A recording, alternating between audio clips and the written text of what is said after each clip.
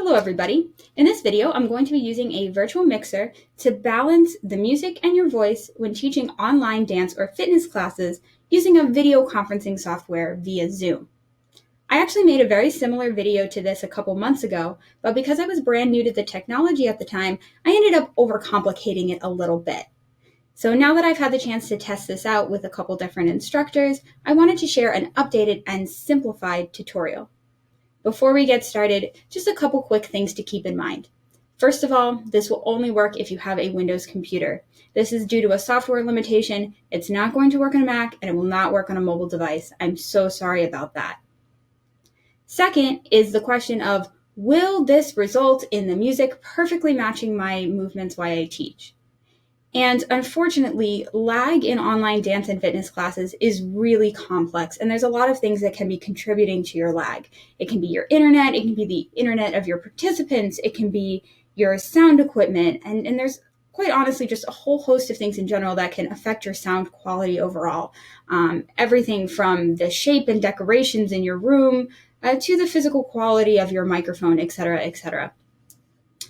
And unfortunately, I am not an audio expert, and I can't solve all of these problems. I'm sharing one solution that has worked pretty well for me and for some instructors that I've helped with this. This is also a really cheap make-it-work solution. So I encourage you to use this video as a starting point rather than the end-all be-all tutorial for online class audio. Keep experimenting, keep testing, keep seeing what works for you, and if you find that you just can't quite get the right setup, I highly encourage you to seek out an audio professional. If you're looking for really top-notch, high-quality professional audio, that's when you're going to need to kind of contact the big guns who knows what's going on. So I've included some links in the description of this video of some people you may want to contact in that case. Okay, but enough of that. Moving on, here's what you're going to need for this tutorial. First of all, you are going to need a Windows computer. As I mentioned before, a mobile device or a Mac is just not going to work. Second of all, you're going to need a webcam, and I highly recommend using some sort of external webcam. You'll just get much better quality typically than your internal laptop webcam, and also it'll allow you to have a lot more control over the angle of your video. You will need a microphone. We're going to be using just an internal laptop microphone for this, but a USB microphone can help get even better sound quality. But really, we've tried this with a few instructors, and if you only have your laptop's internal mic, that is just fine. That will completely work. Another non-negotiable for this is Bluetooth headphones. This is really critical because if you're playing music from your speakers, your microphone is going to be picking up that music, and that's going to create an unpleasant feedback loop once you're in Zoom or Skype or whatever software you're using for video conferencing. So you will need some sort of Bluetooth headphones. Now, I know a few of you may have a headset that combines both headphones and a microphone. And for some reason, every time I've tested this system with a dual headset device like that, one part of it hasn't worked. So I honestly don't know if that's just limitations to the devices that I've specifically been using, or if that's a limitation of the software itself. So test it out, and if you run into that issue, I would highly recommend using your Bluetooth device as headphones and then just using the regular internal microphone of your laptop. It will be just fine. Lastly, we're going to need some software for this. You'll need VoiceMeter Banana. That's going to be the virtual mixer software that we're using. And then we're going to need some virtual cables to link it up to the other programs that we're going to be using. What's really great is these are both donationware, so it's pay what you can, with a minimum donation and a suggested donation, of course. So for VoiceMeter Banana, you can actually download it and use it for free initially, and it'll give you a pop-up motivating you to donate. For the virtual audio cables, you do have to make a minimum donation before you start using them, but this minimum donation is quite small. It is around $5. So it's a very low setup fee for this system, as opposed to physical mixers, which can run you a couple $100s. I just want to show quickly how to download this software. You're going to be going to vbaudio.com and click over here on Audio Apps. So we'll do the virtual audio cables first. Ignore this part over here. This is going to download one single audio cable, and we need two. And click on virtual audio cable A plus B. Now, is there a difference between A and B and C and D? No, you can use either. but I'm going to be using A and B. So make it easy on yourself to follow along with this tutorial and just download A and B. They're exactly the same. So click on download for Windows, and I know that there's a Mac option here. Don't get too excited. I'm sorry. The whole setup only works on Windows. Again, choose your license price, add to cart, and download. All right, now we're back on the main website. We're going to click over here to Banana, and this is where we can download our virtual mixer program, which will look like this. So you can go ahead and download it from here, or you can donate and download from either of these buttons. So go ahead, get that download, get that installed, and then come back when you have both of those installed and ready to go.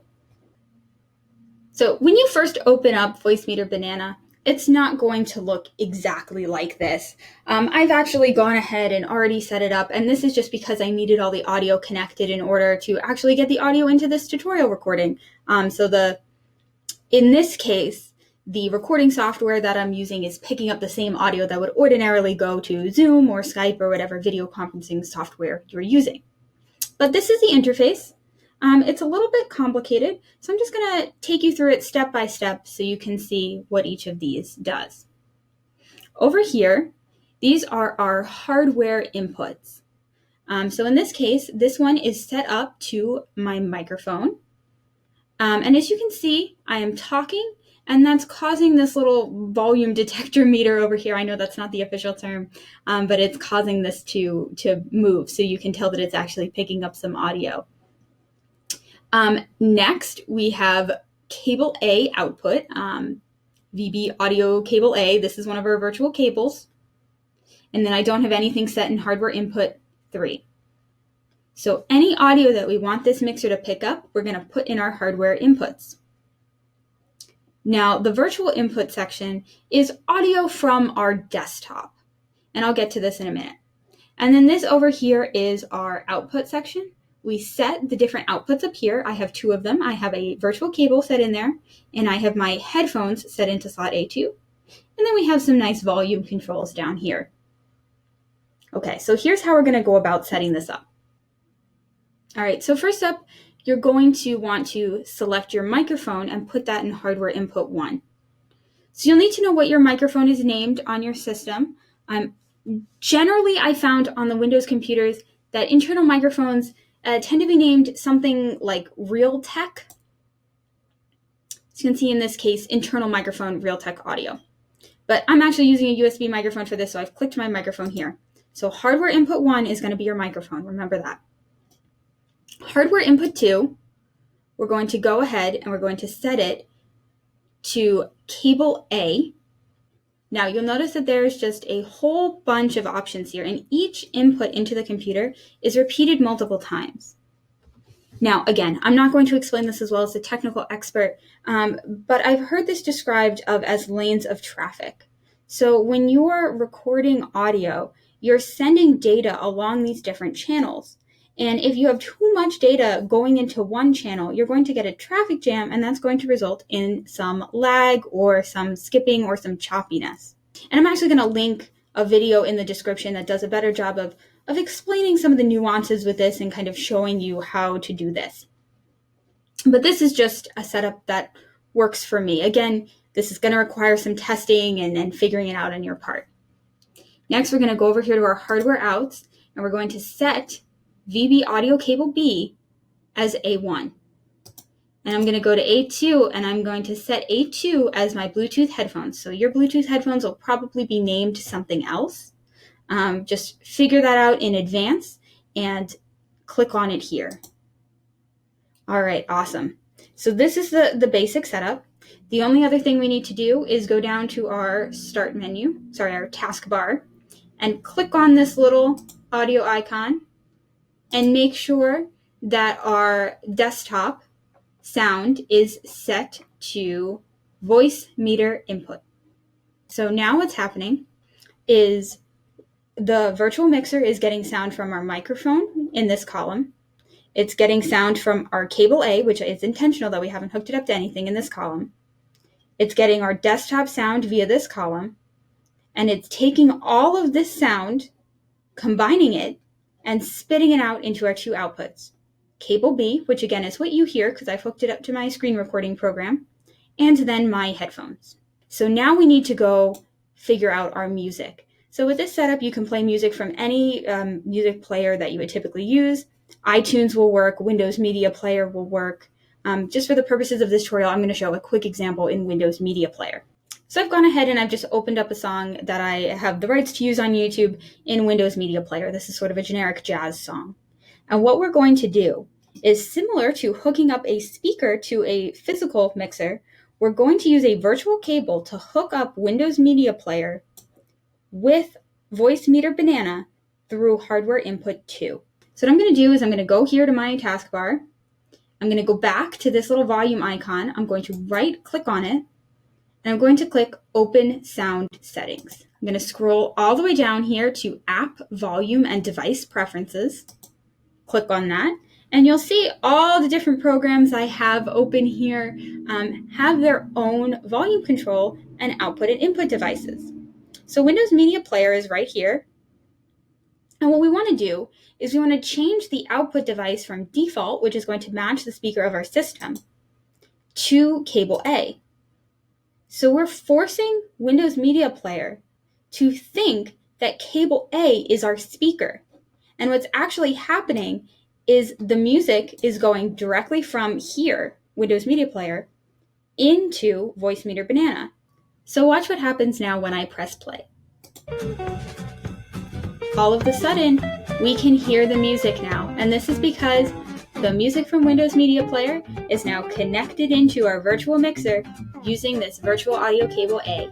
But we can do better than that. We can actually use the mixer to control the relative volume of the voice and music. Now, before we go too much farther, I do want to mention that you right now are hearing what a participant on Zoom would hear. And that's because this output, virtual audio cable B, is what we're going to be connecting to Zoom later. And we could connect this to Zoom, Skype, again, whatever video conferencing software you're using. So keep that in mind. I will show step-by-step how to make that connection. But while we're just showing the settings right now, all you have to remember is that you are hearing what a participant would hear. See these fader gain sliders here? For our purposes, these can be considered like volume controls. For example, watch what happens when I drag up the slider of my microphone. Now my voice is considerably louder and probably way too loud.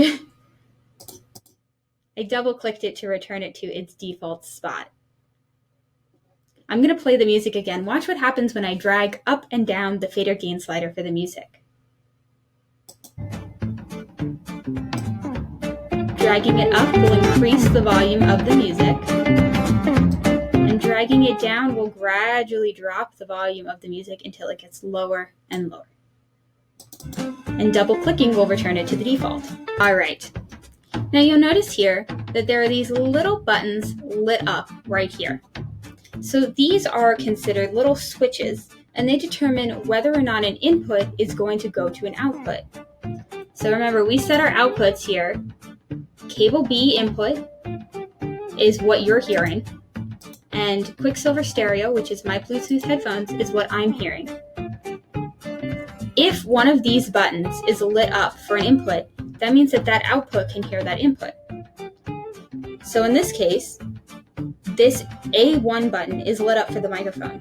Now you are hearing your output A1, so you're hearing my voice because this is lit up. If I click this off, you're going to suddenly not hear my voice. See? Couldn't hear my voice while that was off. By contrast, output A2 is not lit up for the microphone, and that's because if I click this button, all of a sudden I can hear my voice in my headphones, and that's very distracting.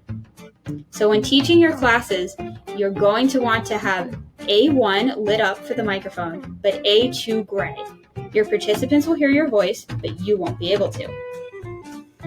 Now, for cable A, that's your music, so both you and your participants want to be able to hear the music. So both of these buttons are lit up. If I click off A2, I can no longer hear the music, but you can. If I click off button A1, I can hear the music, but you can't. So just to recap, hardware input 1 is what you're going to want to set as your microphone. For that, button A1 is lit up. Hardware input 2 is set to cable A, which is connected to your music. A1 and A2 should both be lit up for this input. Awesome. Now the next thing we want to do is jump over here to our virtual input section.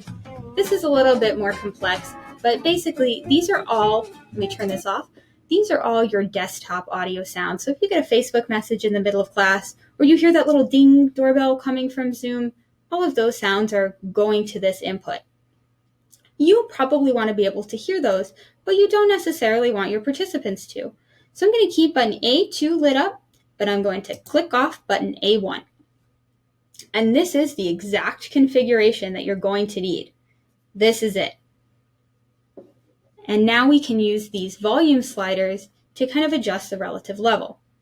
So for example, I would recommend when you set this up, I would recommend like getting on Zoom, having this just set here at the default, having a friend listen in on the other side of the call and tell you when it gets to a good level.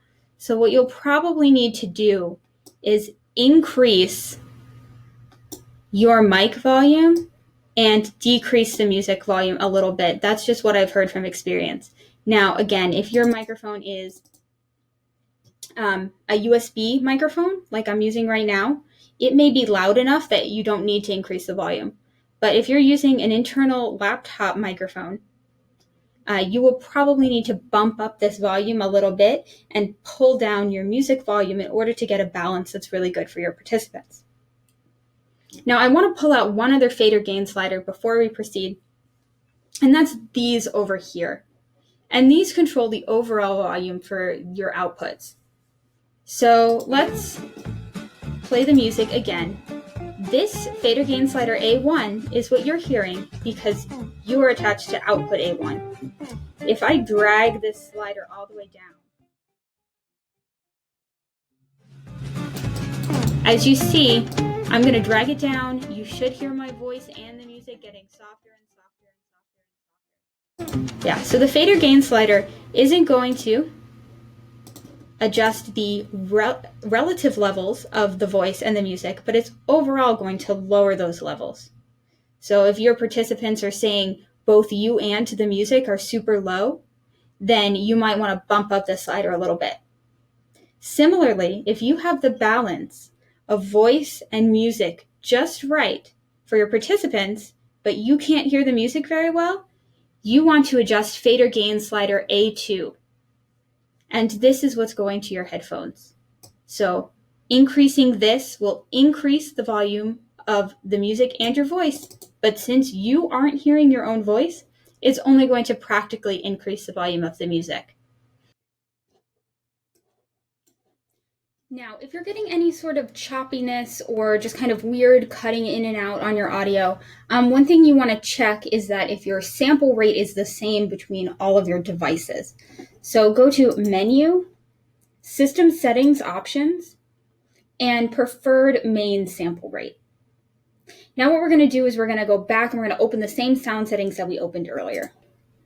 Once you have this open, we're going to open the sound control panel. If you don't see this sound control panel option, it may be because your window is too small. It disappears when the window is too small, so make it bigger. Click on Sound Control Panel, and you'll see all the different devices that you have here. And you want to make sure that you go for all of your playback devices that you're using in your setup and all of your recording devices. You want to right-click on it and click Properties and go to Advanced. And you want to look at what the output is. So in this case, it is 48,000 hertz. And I'm looking at my microphone, and I'm looking at the properties here, and it's recording in 44. So we want to go in and change this to make sure that everything matches up so we avoid any chance of getting distortion. It's not guaranteed to have distortion, but I found that this is one thing that affects that a lot. So I'm going to go switch it down.